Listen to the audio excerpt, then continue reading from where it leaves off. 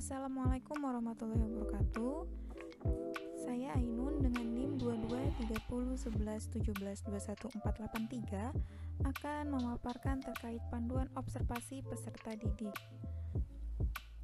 Karakter peserta didik sebagai berikut: identitas, aspek fisiologis dan motorik, aspek psikologis yang termuat antara lain kognitif, emosi, sosial, dan moral, kemudian motivasi, etnik, kultural, status sosial, minat peserta didik, kemampuan awal dan gaya belajar peserta didik.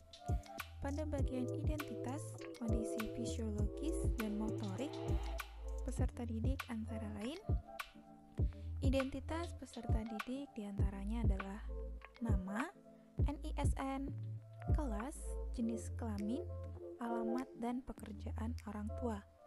Sedangkan pada aspek fisiologis dan motoriknya, yakni terdapat pada butir 1-3, yang mana salah satunya menanyakan terkait tinggi dan berat badan peserta didik.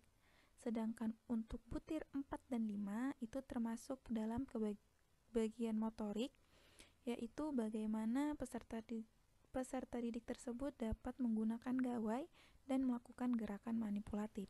Selanjutnya, aspek psikologis peserta didik. Pada aspek psikologis terbagi menjadi beberapa perkembangan.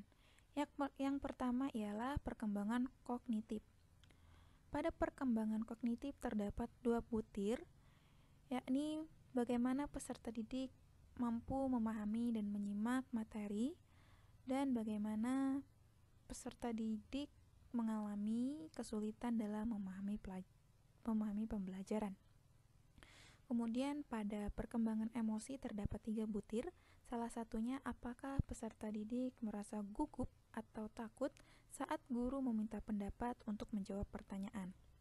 Pada perkembangan sosial terdapat 2 butir, salah satunya ialah apakah peserta didik mampu bekerja sama dalam menyelesaikan tugas berkelompok.